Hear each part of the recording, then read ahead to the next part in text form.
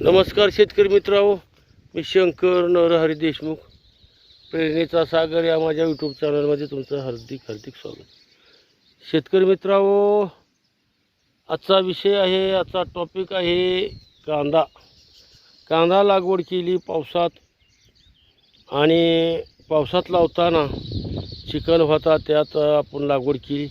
आता पाऊस थांबलेला आहे, रान एकदम खट्ट झालेलं आहे, परंतु पाणीही देता येत नाही आणि थोडंसं रोपावर करपा पडल्यासारखं आहे, म्हणजेच करपाच पडलेला आहे. लागवडी जशी आपण करीत गेलो तसं ह्या पावसामुळं करपा पडलेला आहे. आता तुम्ही बघतायच, ही जी रोप होतं लागवड करताना असं नव्हतं, ही करपा आहे, ह्याच्यावर करपा पडलेला आहे बघा. तर शेतकरी मित्रांनो, तुम्ही जर नाही लक्ष दिलं तर ह्याच्यात आपण 50% धोका खाणार आहोत. त्याच्यासाठी ह्याच्यावर एक स्प्रे घेणं फार महत्त्वाचं आहे.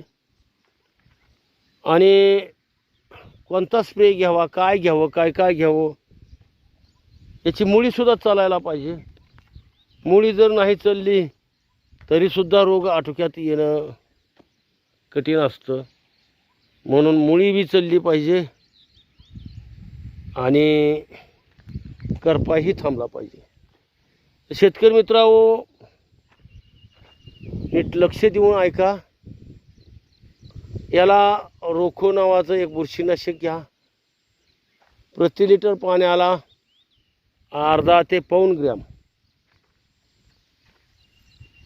स्प्रेसाठी, आणि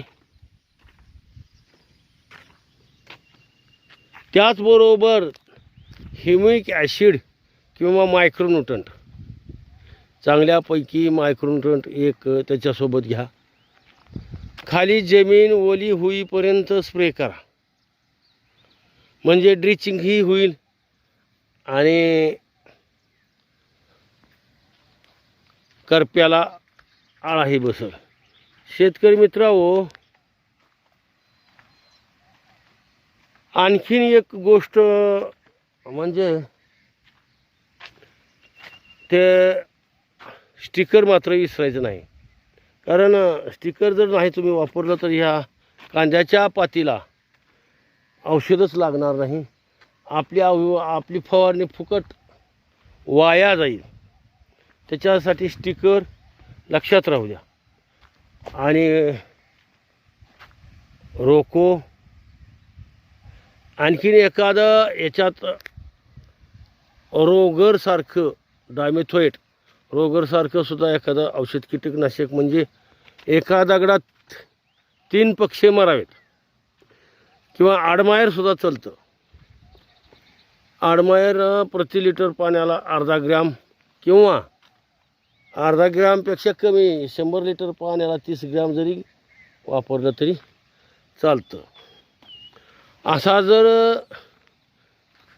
स्प्रे केला तर नक्कीच आपल्याला कांद्यामध्ये धोका अजिबात राहणार नाही.